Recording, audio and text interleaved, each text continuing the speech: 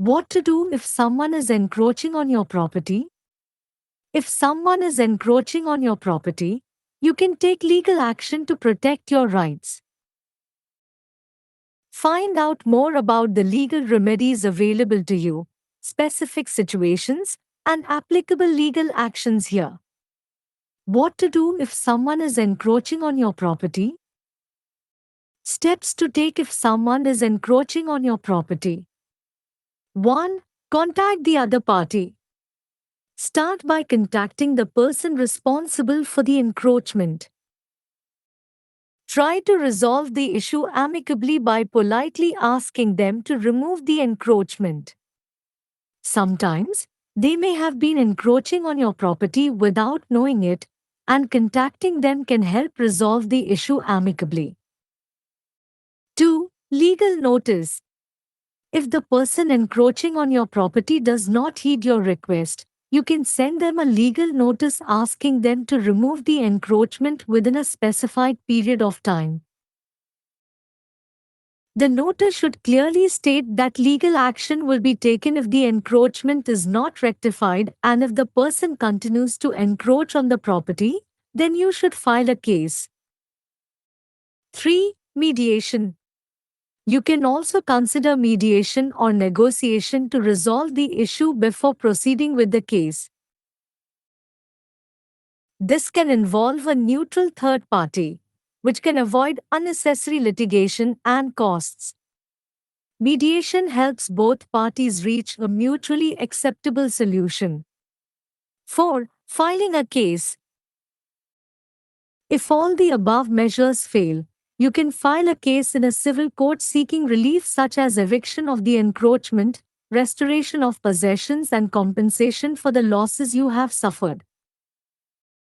The specific law applicable in this situation depends on the location of the property. For example, if the property is located in a metropolitan area, the relevant laws may include the Specific Relief Act, 1963, or the State Land Revenue Act, depending on the nature of the encroachment. It is advisable to consult with a lawyer who specializes in property law before proceeding with the case, who will provide clear legal advice on the appropriate legal action in the case. உங்கள் சொத்தை யாராவது ஆக்கிரமித்தால் என்ன செய்வது? உங்கள் சொத்தை யாராவது ஆக்கிரமித்தால், உங்கள் உரிமைகளைப் பாதுகாக்க நீங்கள் சட்ட நடவடிக்கை எடுக்கலாம். உங்களுக்கு கிடைக்கும் சட்டப்பூர்வ தீர்வுகள் குறிப்பிட்ட சூழ்நிலைகள் மற்றும் பொருந்தக்கூடிய சட்ட நடவடிக்கைகளை இங்கே தொடர்ந்து தெரிந்து கொள்ளுங்கள். சொத்தை யாராவது ஆக்கிரமித்தால் என்ன செய்வது? சொத்தை யாராவது ஆக்கிரமித்தால் எடுக்க வேண்டிய நடவடிக்கைகள். 1. எதிர் தரப்பினரிடம் தொடர்பு கொண்டு பேசுங்கள். ஆக்கிரமிப்புக்கு பொறுப்பான நபருடன் தொடர்பு கொள்வதன் மூலம் தொடங்கவும். ஆக்கிரமிப்பை அகற்றுமாறு பணிவுடன் கேட்டுக்கொண்டு பிரச்சனையை சுமூகமாக தீர்க்க முயற்சிக்கவும். சில சமயங்களில் உங்கள் சொத்தை ஆக்கிரமிப்பதை அவர் தெரியாமல் செய்திருக்கலாம். தொடர்பு கொண்டு பேசுவதன் மூலமாக பிரச்சனையை சுமூகமாக முடித்துக் கொள்ளலாம். 2. சட்ட அறிவிப்பு. உங்கள் சொத்தை ஆக்கிரமித்த நபர் உங்கள் கோரிக்கைக்கு செவிசாய்க்கவில்லை என்றால், குறிப்பிட்ட காலத்திற்குள் ஆக்கிரமிப்பை அகற்றும்படி கேட்டு சட்டப்பூர்வ அறிவிப்பை அனுப்பலாம். ஆக்கிரமிப்பை சரி செய்யாவிட்டால் சட்டப்படி நடவடிக்கை எடுக்கப்படும் என நோட்டீஸில் தெளிவாக குறிப்பிடவும். அதையும் மீறி அந்த நபர் தொடர்ந்து சொத்தை ஆக்கிரமித்துக் கொண்டு இருந்தால் வழக்கு தொடர வேண்டும். 3. மத்தியஸ்தம். வழக்கு தொடர்வதற்கு முன் சிக்கலை தீர்க்க மத்தியஸ்தம் அல்லது பேச்சுவார்த்தையில் ஈடுபடுவதையும் நீங்கள் பரிசீலிக்கலாம். இதில் ஒரு நடுநிலையான மூன்றாம் தரப்பினரை உள்ளடக்கி மத்தியஸ்தம் செய்யலாம். இதனால் வீண் அலசல் மற்றும் செலவுகள் ஏற்படுவதை தடுக்க முடியும். மத்தியஸ்தம் மூலமாக இரு கட்சிகள் பரஸ்பரமாக ஏற்றுக்கொள்ளக்கூடிய தீர்வை அடைய உதவுகிறது. 4. வழக்கை தாக்கல் செய்தல். இதில் மேலே நான் சொன்ன அனைத்து நடவடிக்கையும் தோல்வியுற்றால், ஆக்கிரமிப்பாளரின் வெளியேற்றம், உடைமைகளை மீட்டெடுப்பது மற்றும் உங்களுக்கு ஏற்பட்ட இழப்புகளுக்கு சேதம் போன்ற தீர்வுகளைக் கோரி சிவில் நீதிமன்றத்தில் நீங்கள் வழக்கு தாக்கல் செய்யலாம். இந்த சூழ்நிலையில் பொருந்தக்கூடிய குறிப்பிட்ட சட்டம் சொத்தின் இருப்பிடத்தைப் பொறுத்தது வழக்கு தொடர வேண்டும்.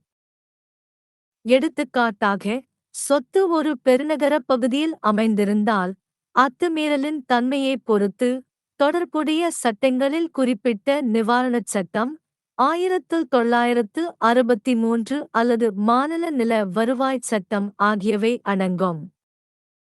வழக்கு தொடர்வதற்கு முன் சொத்துச் சட்டத்தில் நிபுணத்துவம் பெற்ற ஒரு வழக்கறிஞருடன் கலந்தாலோசிப்பது, வழக்கில் பொருத்தமான சட்ட நடவடிக்கை குறித்து தெளிவான சட்ட ஆலோசனையை அவர் வழங்குவர். यदि कोई आपकी संपत्ति पर अतिक्रमण कर ले तो क्या होगा? यदि कोई आपकी संपत्ति पर अतिक्रमण करता है, तो आप अपने अधिकारों की रक्षा के लिए कानूनी कार्रवाई कर सकते हैं। विशिष्ट स्थितियों में आपके लिए उपलब्ध कानूनी उपायों और लागू कानूनी प्रक्रियाओं के बारे में यहाँ अधिक जानें। यदि कोई संपत्ति पर अतिक्रमण कर ले तो क्या होगा?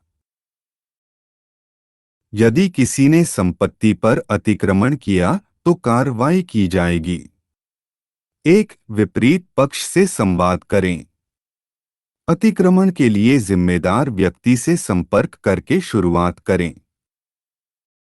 विनम्रतापूर्वक आक्रामकता को दूर करने के लिए कहकर मुद्दे को सौहार्दपूर्ण ढंग से सुलझाने का प्रयास करें।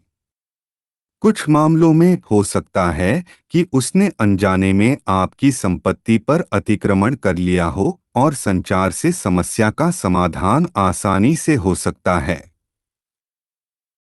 2. कानूनी नोटिस। यदि आपकी संपत्ति पर अतिक्रमण करने वाला व्यक्ति आपके अनुरोध पर ध्यान नहीं देता है, तो आप एक कानूनी नोटिस भेजकर उन्हें निर्दिष्ट समय के भीतर अतिक्रमण हटाने के लिए कह सकते हैं। नोटिस में स्पष्ट रूप से लिखा होना चाहिए कि यदि अतिक्रमण नहीं सुधारा गया तो कानूनी कार्रवाई की जाएगी, और यदि इसके बावजूद व्यक्ति संपत्ति पर कब्जा जारी रखता है तो मुकदमा शुरू किया जाना चाहिए। 3. मध्यस्थता। मुकदमेबाजी में आगे बढ़ने से पहले आप मुद्दे को सुलझाने के लिए मध्यस्थता या बातचीत में शामिल होने पर भी विचार कर सकते हैं। अनावश्यक मुकदमेबाजी और लागत को रोकने के लिए मध्यस्थता में एक तटस्थ तीसरे पक्ष को शामिल किया जा सकता है। मध्यस्थता से दोनों पक्षों को पारस्परिक रूप से स्वीकार्य समाधान तक पहुंचने में मदद मिलती है। 4. मुकदमा दायर करना। यदि मेरे द्वारा ऊपर बताए गए सभी चरण विफल हो जाते हैं तो आप सिविल कोर्ट में मुकदमा दायर कर सकते हैं, जिसमें अवैध कब्जे वाले को बेदखल करने, संपत्ति की वसूली और अपने नुकसान की भरपाई जैसे उपायों की मांग की जा सकती है। इस स्थिति में लागू होने वाला विशिष्ट कानून मुकदमा दायर की जाने वाली संपत्ति के स्थान पर निर्भर करता है। उदाहरण के लिए, यदि संपत्ति महानगरीय क्षेत्र में स्थित है तो अतिक्रमण की प्रकृति के आधार पर प्रासंगिक कानूनों में विशिष्ट राहत अधिनियम 1963 या राज्य भूमि राजस्व अधिनियम शामिल हो सकता है। मामले में आगे बढ़ने से पहले संपत्ति कानून में विशेषज्ञता रखने वाले एक वकील से परामर्श लें, जो मामले में उचित कानूनी कार्रवाई पर स्पष्ट कानूनी सलाह प्रदान करेगा।